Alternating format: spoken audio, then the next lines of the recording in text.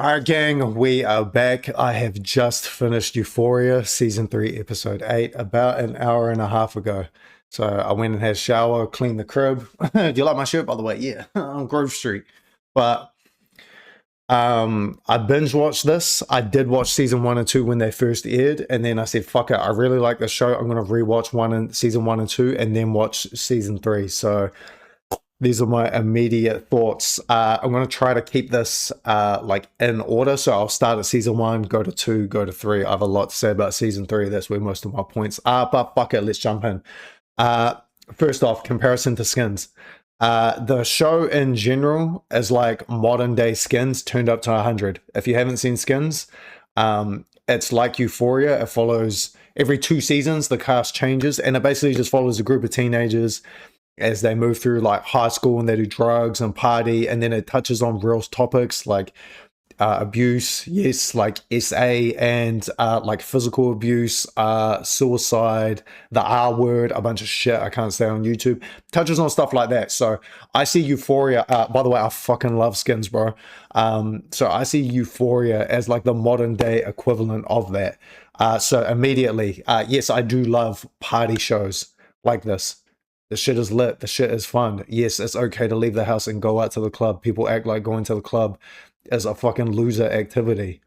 Sitting in the house by yourself, beating your shit is a fucking loser activity, bro. But we're not here to talk about that. So yeah, the comparisons to Skins kind of come naturally. Not necessarily plot points, but like the show as a whole. My voice is cracking a lot. Yeah, I got a little emotional with the ending. Not really. But first main gripe with the series in season 1 and 2, there's this whole subplot of like Nate and Jules, and then the whole thing about yes, I have notes. This is a serious fucking topic. The whole child porn angle that Nate blackmailed Jules with. What the fuck was that? That makes zero sense. So he's set up this fake Tinder profile or like a gay dating app profile, and Jules and him are messaging, and she sends him nudes on there. He then says, "Oh, you sent these pictures to an account that doesn't exist, and you willingly distributed child pornography on school premises." Because one of the things is like she must have sent him a titty pic from the school bathroom or something. That doesn't work, gangster. Nate is a fucking fake demon, bro.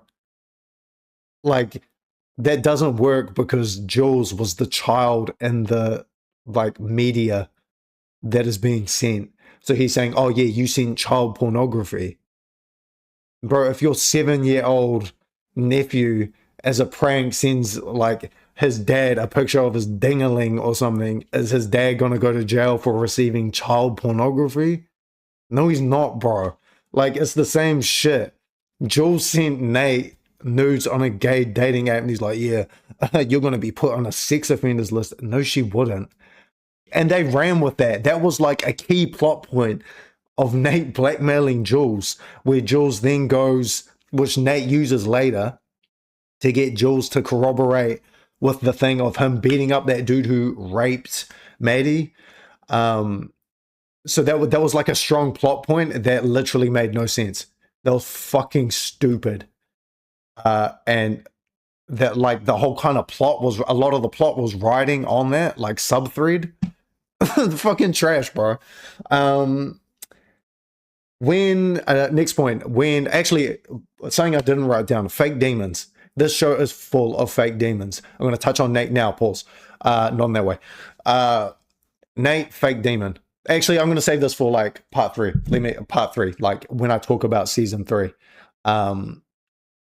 Nate, fake demon. Okay, I'll circle back to this. Yeah, we're doing a Teams meeting speak. Let's circle back to the pilot plot, the pilot point of the shut up. This is why HR is unnecessary. So next point, they never touched on McKay's point of view from Cass and Nate dating. So if you remember in season 1, Cass, who was Sydney Sweeney, is dating that black dude McKay, the one with the braids. So obviously Nate is dating Maddie, Cass is dating McKay. They're all best friends. Like Nate and McKay are friends, and Maddie and Cass are friends. We see the fallout between Cass and Maddie because Cass is now smashing Nate, or they're dating. We never see the fallout, or even like McKay is never mentioned. I don't know if the actor left the show, or they just said, "All right, bro, yeah, cool, you played your part, see ya." But that was something that I would have wanted to see. I would have wanted to see the like the fallout with it, or how McKay kind of would deal with that with him and Nate, because Nate is obviously like the leader of he's the friend group leader. So seeing, and then McKay kind of has self doubt and all this sort of shit. That could have been like an interesting kind of like point to touch on, like how these party shows always end up talking about some real shit, you know, whether it be suicide or like abuse and all that sort of thing. They could have touched on something like that, like self doubt and kind of like standing up to people, even but that wouldn't be corny, like, oh, you stand up for yourself, but it's like your own friends, like your own friend snakes you and steals your girl, or like it goes behind your back and all that sort of shit. So we see the fallout with Maddie and Cass, but not from the male side, where it's Nate and McKay. Because obviously Nate is like way more physically bigger than McKay. Like what, McKay can't really beat his ass. They kind of like they paint Nate to be this big demon and this big like scary dude and all this sort of shit, like fake as fuck. But I thought that could have been like a cool like plot thread. Or I don't know, like some dorks watching the show would like relate to that. Sorry, I don't mean like dorks and like, you know what I mean. I'm just being stereotypical because this is like a show full of stereotypes and shit like that. So I'm just I myself am playing into the show. Next one, there's a scene where Kat, you know, the larger girl who goes on Pornhub, and she's doing all these paid phone calls with all these like weirdos who are paying her to like financially dominate them and all that shit. There's a part where she jumps into a call, but it's not some weirdo. It's like this dude with a masked voice, and he starts telling her what to do, and she freaks out and she doesn't like it, and she cuts the call. I feel like they were going somewhere with that, and that never comes to fruition, because I know the actress who plays Kat, she ended up leaving the show. That's why she's not in season 3. And then the whole shit with like Fezco's actor dying, rest in peace, with him dying, like I'm interested to see where the plot would have gone overall. Because I know for sure there would have been more than 3 seasons. I reckon this shit would have gone for like a good 5 seasons, I think. But there was that was like something I picked up on, and I said, who was that? Because during that scene where she's talking to this dude on the laptop, I'm like, bro, is this Nate? Like Nate, this fucking demon, fuck, he's omnipotent. Apparently, he is descended from Kratos, bro, or some shit. So I was kind of expecting that to go somewhere, and it didn't. But I don't know if it was just because of you know, the show was filmed during lockdown as well, or like COVID hit between season 2 and 3. So I know that had a big impact on like what they could do and all that sort of shit. So the fact we even got a season 3 was actually kind of cool. Speaking of season 3, all right, let's get into season 3. This is where majority of my points are. Yeah, the fact that we even got a season 3 was good. I thought the shit was done. I thought the shit was dead in the water. Fezco's actor died. Like actors weren't coming back for season 3, all that sort of shit. I said, oh, bro, we never get in this. Like pandemic hit. That's why there was a good 5 or 6 years between seasons before this came out. But the whole OnlyFans thread with Cass, I thought it would have made way more sense for that to actually happen to Kat. But like I said, the actress left the show. Or Maddie. Because I ain't gonna lie, when I watched this the first time, the first 2 seasons, I didn't really fuck with Maddie, bro. I know a lot of girls like Maddie, like just S-tier bitch, but Maddie is very smart, bro. She is actually a very smart woman. They show that when I think in season 1 or 2 she gets an episode dedicated to her, and she's they're talking about how she studies porn because she wants to like pick up tips and like tricks on how to make Nate feel better, because when you make men feel powerful, they'll do anything for you. It's real like psychological shit, and she's shown to be very smart throughout the show. Not necessarily like she can answer a pop quiz on science or some shit like that, but like interpersonal relationships, she's very like manipulative. Her and Nate are like real toxic and all that sort of shit. But I thought because she knows how to like play men, the OnlyFans thing would have suited her a lot because she would know like it's within her character to like play men. So not play men as in portray men, but play them, like string them along, sort of shit. So I thought the OnlyFans thing would have suited her, or obviously Kat would have been the prime nominee for that since she was already on the hub. That's like a natural progression will be that if you want to introduce OnlyFans into the story, because yeah, season two was filmed before COVID. Like OnlyFans wasn't really a thing. I think it existed, but not to the extent that it does now. So that's why in like season two, she's on Pornhub. She's not on OnlyFans. Um, but the whole thing with Cass, like she was always a bit of a bimbo, so I guess it kind of makes sense for her to jump on the OnlyFans. Isn't that crazy? But I suppose it's more like relatable, or sorry, not relatable, but it's more of a relevant plot line to modern day because a lot of girls do try to chase that, and then they get $5 for a pussy pic, and that's it. You're fucked forever. That shit's on the internet forever. Just like this review, I better fucking make sure this shit is S tier. There was a scene in season three where Cass it's like something out of The Boys, and Cass is giant and she's stomping through the city.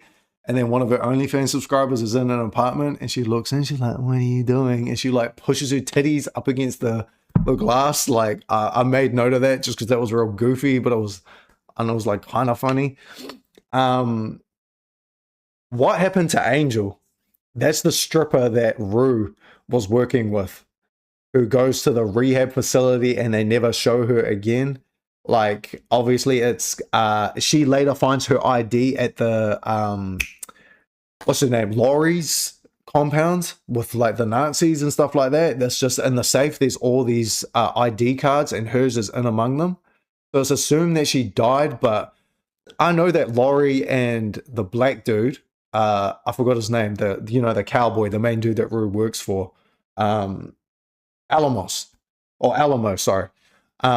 I know that they work, or they were kind of like corroborating before season three. That's how they like know each other, and that's how Rue like ends up working for Alamo is through Laurie. But they never explicitly say what happened to Angel. I think that could have been something they could have tied into it. And this is actually my biggest thing about season three. Like season one and two are kind of like partying, and there is some shit, with like the whole plot with Jules and like Tyler and all that sort of Nate, who's portraying this dude Tyler, all that sort of shit. But season three, it seems like they wanted to go down this like much darker, serious route, but they didn't tap into it fully enough. They were still using Nate as like comedic relief in certain scenes, and then that's actually my next point. W script, W transition. You're not Anthony Fantano. So they turn Nate into comedic relief at certain points.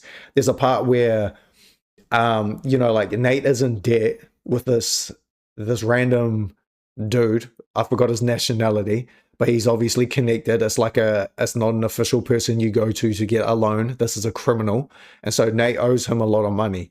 So like him and Cass get married and everything's all sunshine and rainbows for like 3 episodes. I'm like, bro, like this is an eight episode season. Where the fuck is the drama? I need someone to up fire in that bitch.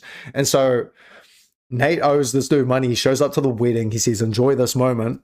And it's like, oh, that's a bit, oh, whoa. You don't have aura like that. This ain't that scary. Then he goes home and the dude's in his house and they hold Nate down and cut off one of his toes. But the kind of theme of season three, like the moments like that are supposed to be taken really seriously, I feel like, but how they're using Nate for like comedic relief, it's almost like I can't take it seriously, bro. So they chop his toe off and then he's held hostage, and there's a scene where he breaks free from the dude and he's like running around and the dude's chasing him, but it's clearly there to be like a comedic break. I'm like, okay, so like we're not supposed to be taking this shit seriously. But then like Nate gets his finger cut off and all this sort of shit. Like it's kind of trying to do it, but it's not committing to it fully. And there was, so all through season 1 and 2, I'm saying this is the fake demon shit, right? Nate's a fake demon. He's full of shit. He's doing all this stuff to people. He beats up that dude Tyler who rapes Maddie, who didn't. He didn't actually do it. But Maddie like says that he did just so she can get back with Nate. And so Nate breaks into his apartment and Tyler, and then he starts beating him up and he's like, did you rape her? Did you rape her? Like fucking corny as shit, bro. But from day one, I'm like, bro, this dude is a fake demon. There's no way he's gonna do this. Like, if you remember the dude who gave Rue Fent at Fezco's house, the dude with all the face tats and shit that Ash ends up killing, or Fezco kills. I can't remember who kills him. But I'm like, bro, Nate would not do it to that dude. He'd do it to Tyler, who's like works at a clothing store at the mall. I'm like, bro, this dude is a fake demon. So that's why it's kind of conflicting, because in season 3, yeah, he is a fake demon because he's around this like dude he owes money to, and the dude cuts off his fingers and cuts off his toe and shit like that. And I'm all through season 1 and 2, I'm like, Nate Jacobs, God is coming for you. You are a fucking slimy sack of shit. He like turns on his dad as like a closeted homosexual himself. Like I think he is. That's kind of what they're alluding to in the show. And like he just does all this real lame, I want to say like wanky shit. I don't know why that came to mind, but he wants to do all this lame fucking like wanky shit. It's just shit. Like I don't even use that word, but I think that describes Nate perfectly, bro. He's like a wanker. A wanker. Like what he does is it's just irritating, bro. It's irritating and it's fucking corny. And Nate thinks he's got all this aura. Like, shut the fuck up, bro. Yes, you're 6'5". Guess what? I can punch someone who's 6'5" in the face. Because I'm 6'8" and I live in a mansion. Or in a high rise. I clocked in 80 hours this week. I'm about to drive a Bugatti. I'm not 6'8". But, like, Nate is a fake demon. But, so they kind of proved my point. And I'm like, okay, like, I can't really be mad at that because that's my interpretation of the character. And they kind of go with that in season 3. But I don't think in season 1 and 2, you're not supposed to think that Nate is a fake demon. You're supposed to believe this dude and think he has aura and that he's this big scary cunt. And then in season 3, they just throw that out the window. And he's just like under someone's thumb the whole fucking show, the whole season. That dude's just lingering in the background, the dude he owes money to and all that sort of shit. And then the subplot about... Sorry, Jules comes back into the show in season 3, and she is, first off, she went through the Starlight treatment. She has obviously got on Botox in real life. That shit does not look good. Anyway, I'm not here to like harp on the actors or the actresses. The subplot about her being her having a sugar daddy, right? And her sugar daddy is this plastic surgeon. So they meet up for this date.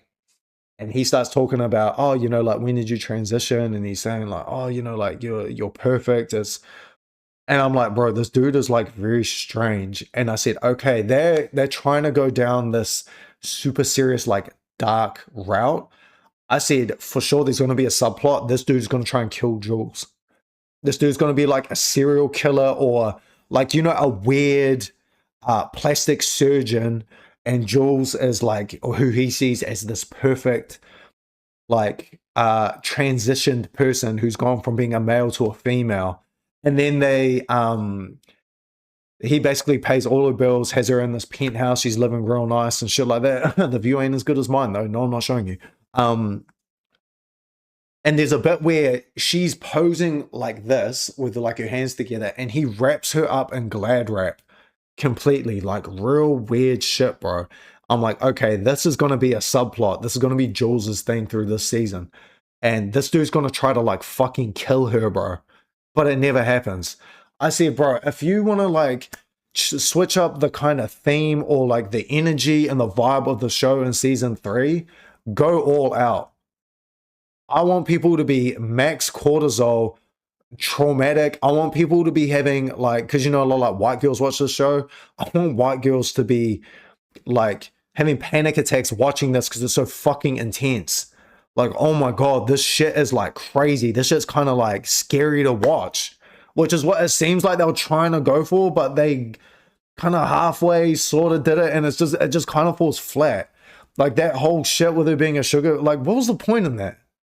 What was the point in her being with this plastic surgeon? Like, that was like a plot thread that they were setting up. At least to me, it seemed like they were clearly setting that up, and that was going to go somewhere, somewhere dark. But it doesn't go anywhere. And at the end, she's still like, after Rue dies, yeah, spoiler, like this whole shit is spoilers, but after Rue dies, uh, Jules just paints this like picture of her, and the dude walks in to the room and just like kisses her on the cheek or whatever, and goes and makes breakfast. So like she's still with him, and he's just like a normal dude. Or I don't know, like the plastic surgeon, yeah, is just a plastic surgeon. It's like, oh, okay, bro. But that was something that I think would have been good. I would have added to like the darkness of season 3 or whatever. Turn Nate into comedic relief. Yeah, there was no redemption for Nate. So Nate dies. Nate dies in the fucking worst way, bro. I'm claustrophobic. He gets put into a coffin, buried underground with like a pipe that goes up to the surface, so he can see. You can see like what's happening, slightly, like directly above him. And a snake crawls into the pipe because he's sitting there banging, going, "Help me, help me," all that shit. A snake crawls down into the pipe, drops into the coffin, and bites him, and he dies in the coffin, bro. One of the fucking worst ways to go. Being claustrophobic, like I'm pretty sure everyone's claustrophobic to some extent. I said in my reaction to that episode, I'm like, bro, there's no way someone gets buried alive in a coffin and they're just like, like, this is cool. I'm not claustrophobic. Like, no, bro. Anybody would be freaking out. And then he gets the Ragnar treatment. Yes, bro, Ragnar. My ancestor, bro, died in the snake pit. Nate Jacobs, you're not Ragnar, bro. You don't have aura like that. The way you died was the fucking worst. He got the worst death out of anyone in the show. I think only a couple people died. Well, Ash gets domed in the head. Ashtray, Fizco's like little brother. Nate dies in the coffin, gets bit by the snake. Rue overdoses. But the thing with Nate, bro, there's no redemption. So if we're supposed to be feeling like sympathetic for Nate or something like that, I didn't in the fucking slightest. I said, yeah, this is like a real shit way to die, but there was no redemption. He did all this slimy, wanky shit, like my emote, by the Battle Pass now. He did all this slimy, like wanky shit in season 1 and 2. And then season 3, he's just like in a mansion living with Cass. And then owes this dude money. That's like, okay, bro, this is like your get back. Like, this is karma coming back for you for all the shit that you did. So when he died, I didn't really care. It didn't have emotional impact. I don't know if that's what they were going for. I don't really know what the fuck they're going for in this show. But to me, I said, bro, this is like what I was saying all through season 1 and 2. Nate Jacobs, God is coming for you. Pause. But I didn't really care when he died. He could have had like a redemption arc. Season 1 and 2, he does all this shit. Season 3, like maybe he tries to make things right, or I don't know, bro. Like, I'm not the fucking story writer. I think with that character, they should have made him be this like big scary dude, and like, I don't know, there was way more they could have done with him. I think Nate was kind of like a wasted character in season 3, if I'll be completely honest. Just using him for comedic relief and then just killing him the way that they did. I was like, okay. Cool, I guess. Breaking Bad similarities. The whole thing about Rue being a drug mule for these like neo-Nazis out in the desert. This is not Todd. This is not the gang out there. And then there was a bit where the DEA is involved with Rue, and it's like a setup, this drug trade or whatever that's going on towards the end of season 3. It's like a big setup.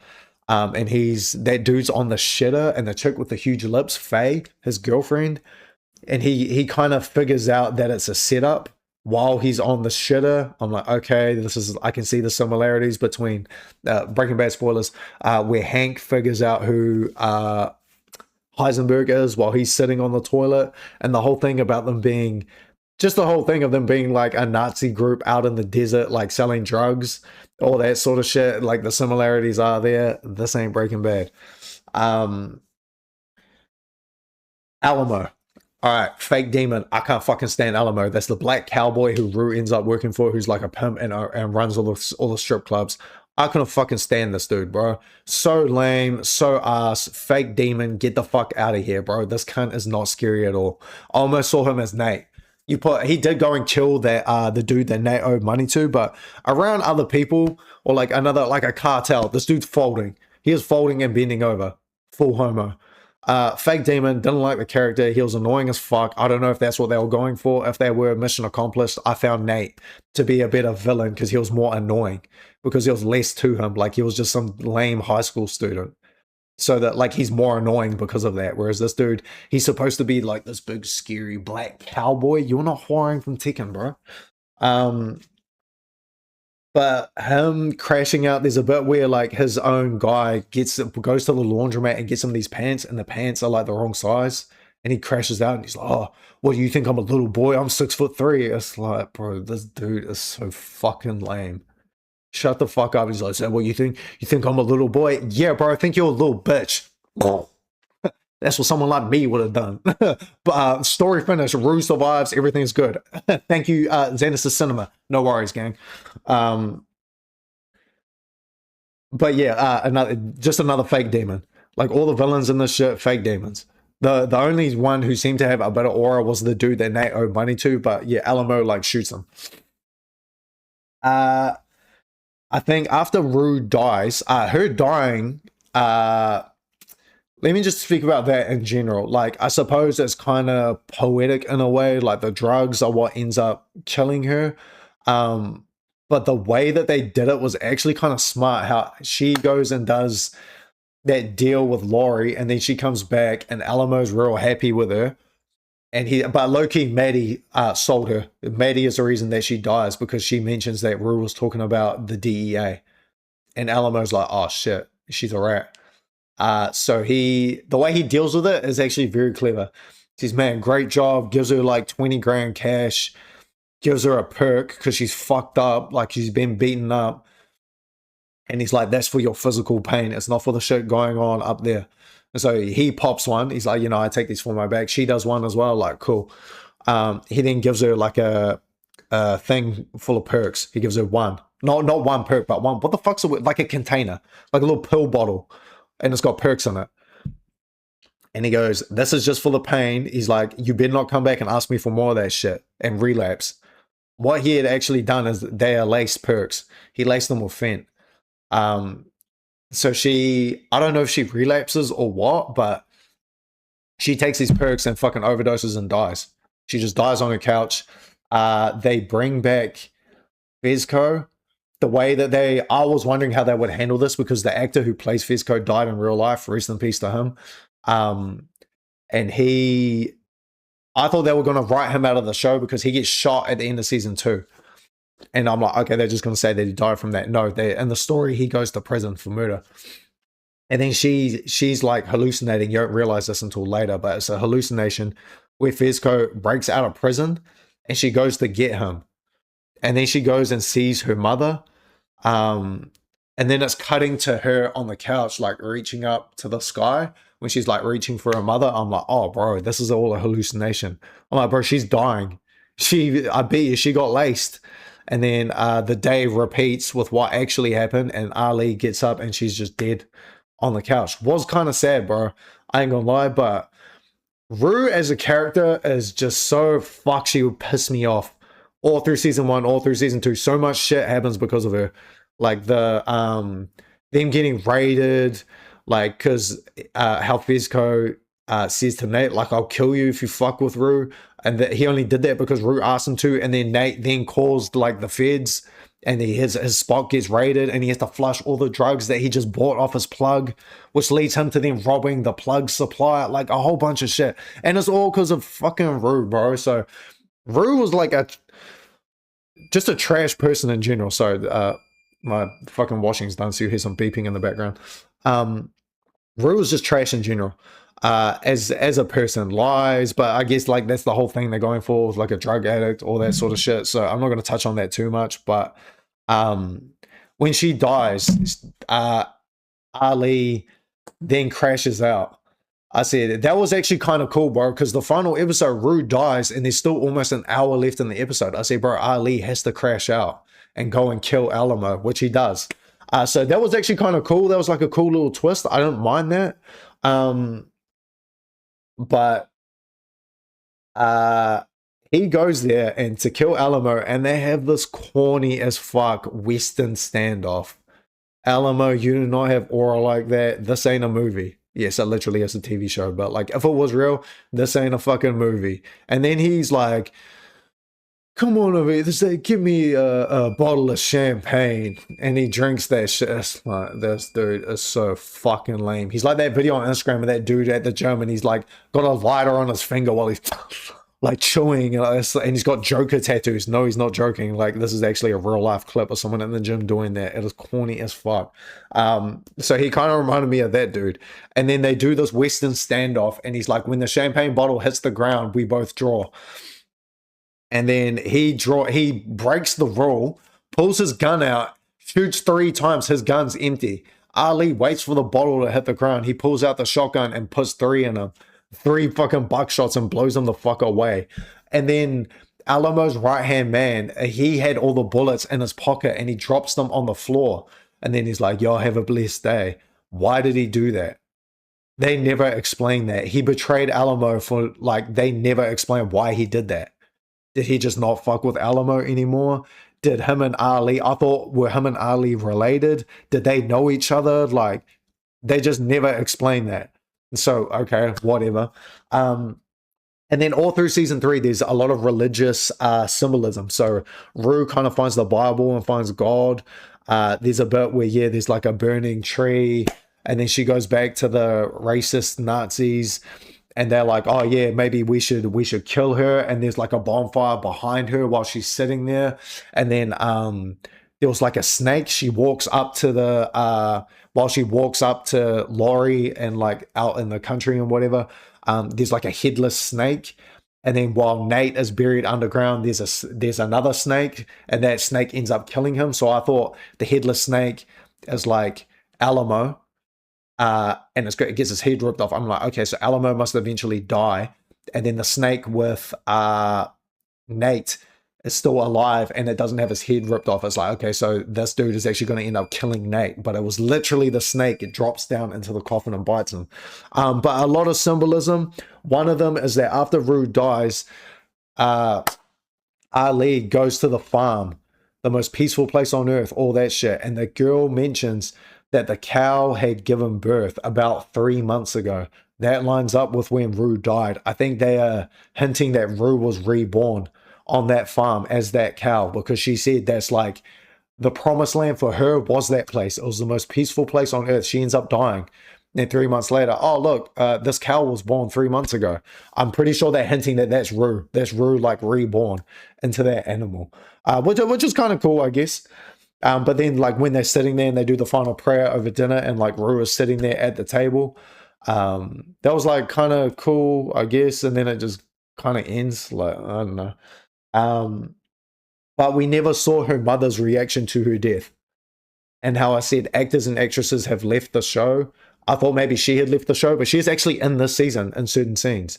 So all we get is Ali finds Rue dead on the couch, and he writes her name down in the fucking death note, and then he calls her and he goes outside, and you never hear what gets said. I think that could have been like really, really strong emotional impact. And her sister as well. Her sister isn't in the season ever, so I'm assuming that actress left the show as well. But the mother didn't, so I think that might have been a missed opportunity for like some real strong emotional impact, is showing the mother's reaction to her death. We also never saw Nate's family's reaction to him dying, although he's not, like, Cass and Maddie know that he's dead because they literally they dig him up, and he's like, the snake is still alive on his body, and he, like, his tongue has swollen up. It's like the snake bites him and he just fucking dies. His tongue swells up and he dies of like suffocation in the coffin. So they know that he's dead. But there's a scene where Cass is talking to her sister on the bed, and she's like, don't you ever think about Nate and like him just leaving and going missing, or like that doesn't make sense to you? And she's like, yeah, but I just try not to think about it. So they never told anyone about what happened.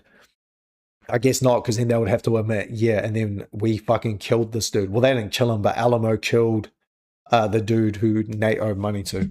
But they never showed the family's reaction. There's a scene where his brother is looking for him, and he's at the building site, and Nate is yelling. He's like literally right there underneath him, and he doesn't hear him. He then gets fucking slimed out by the snake. Yeah, that's about it. Those are my main points. Yeah, last one was why did dude take bullets out of the gun? I think that's it. Overall, the show was okay. I liked it better when I first watched it. Rewatching it, there were for sure some corny moments, like corny as fuck shit here and there, but it's not supposed to be taken that seriously. I feel like I don't really take these party shows seriously. I literally just watch shows like this before I go out to the club. Spoiler, yeah, I've had a beer. A fucking beer sitting here, dude, for the past fucking half hour. So that's about it. Fuck, 35 minutes. It ain't that deep, punk. It's a fucking show about partying. Well, season three was, I think, was supposed to be taken way more seriously, but kind of fell flat. Lots of missed opportunity. I couldn't really take it too seriously. If it was me, I would have gone balls to the wall. Fucking disturbing. Like Nate dying, like I would have made like him getting his toes and his fingers cut off. That would have been like disturbing as fuck. I would have had Jules almost get murdered by her like plastic surgeon dude. That would have been like a real like what the fuck like subplot. Um, like shit like that, bro.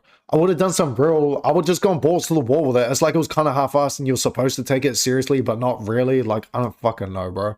And yeah, this ain't Breaking Bad with the Nazis out there, but those are my main points. Fuck it. It's August 1st when I record this. It's probably going to be October by the time this shit hits YouTube. If you watch this all the way to the end, what the fuck is wrong with you, bro? It's just a TV show. It ain't that serious. Goodbye.